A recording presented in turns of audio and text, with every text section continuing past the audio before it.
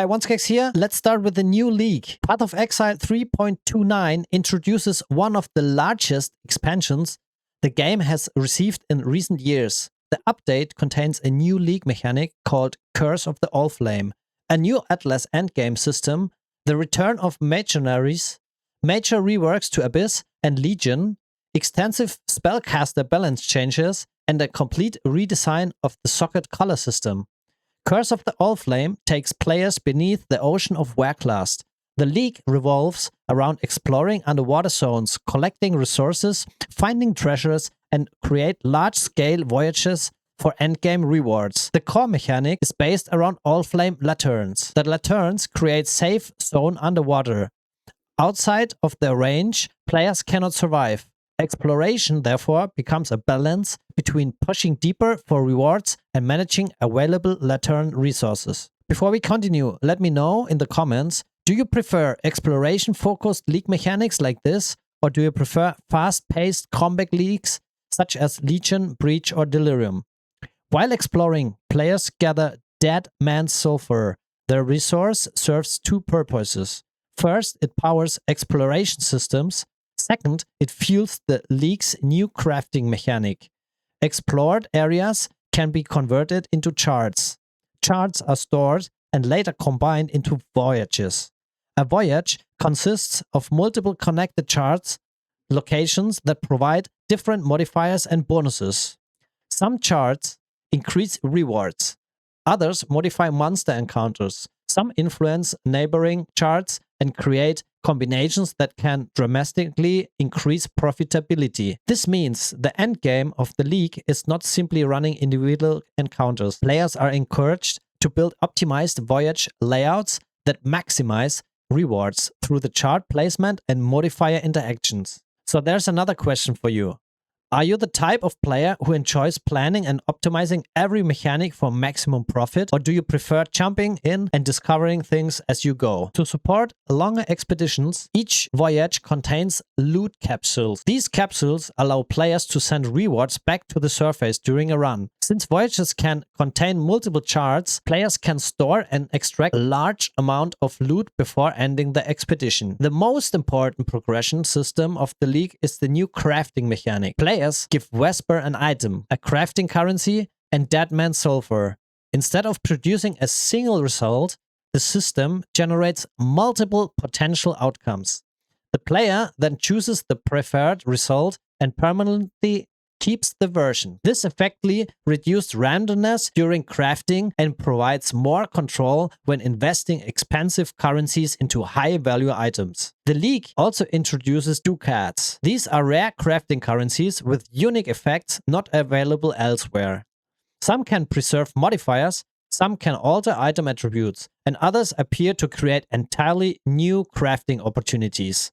Based on what has been shown so far, Ducats are likely to become some of the most valuable league-specific rewards. And honestly, this crafting system could end up being one of the strongest league crafting mechanics we've ever seen. Do you think being able to choose between multiple outcomes improves crafting, or does it remove some of the risk that makes Path of Exile crafting exciting? Outside the league mechanic, mercenaries are returning to Path of Exile. Mercenaries begin appearing during the campaign and continue into endgame mapping. Players can inspect their equipment, challenge them to duels, and wager gold for rewards. Winning a duel grants access to one of the mercenaries' items and temporarily recruits them as an ally. The system becomes significantly deeper for Scion players through the new Luminary Ascendancy. Luminaries can permanently recruit mercenaries, equip them with gear, and build around companion-based gameplay. Up to 3 mercenaries can be managed, with 1 active in combat at a time. This creates an entirely new archetype focused on companion management and mercenary optimization. I'm curious about this one as well.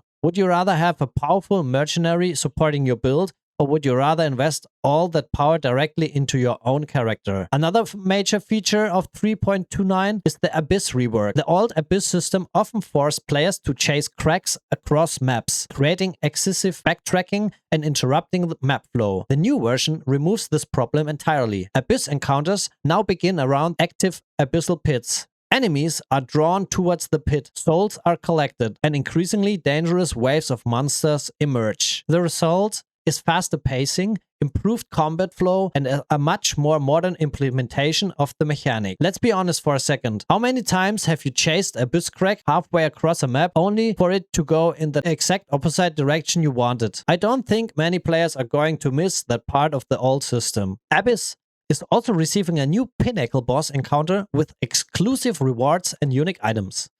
Legion is receiving a major overhaul as well.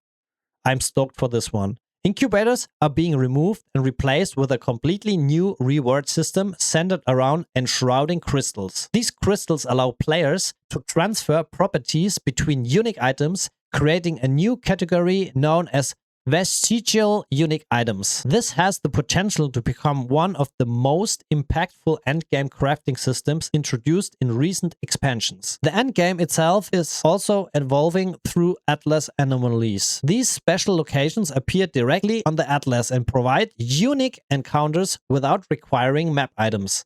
Some anomalies contain familiar League mechanics. Others introduce special encounters, vendors, or exclusive rewards. That's also something I really look forward to. Because they don't require heavy investment, anomalies provide an alternative source of progression and reward throughout endgame mapping. Do you think this type of random Atlas content makes the endgame more interesting, or do you prefer fully predictable farming strategies? Now we get to what we might be the most controversial change in this entire update. Socket colors. For nearly 20 years, socket colors have restricted which gems could be placed into which item. That restriction is being removed. Any gem can now be placed into any socket. Colored sockets still exist, but instead of being requirements, they become bonuses that enhance matching gems. This means finding a powerful item upgrade no longer forces players to spend currency trying to match socket colors before they can use it. Personally, I think this is going to create a lot of debate in the community, so I want your opinion. Is removing socket colors restrictions one of the best quality of life improvements Path of Exile has ever received? Or do you think it's removing an important part of character progression? Finally, spellcasters are receiving significant improvements. Physical spells gain stronger critical strike identity. Lightning spells gain higher cast speed. Several ascendancies receive new spell-focused options. A new skill called Mana-Infused Staff adds defensive and offensive scaling based on mana, and a new category of exceptional gems known as Pact introduces powerful effects and unique drawbacks. These changes appear heavily focused on improving self-cast builds and providing additional endgame scaling options.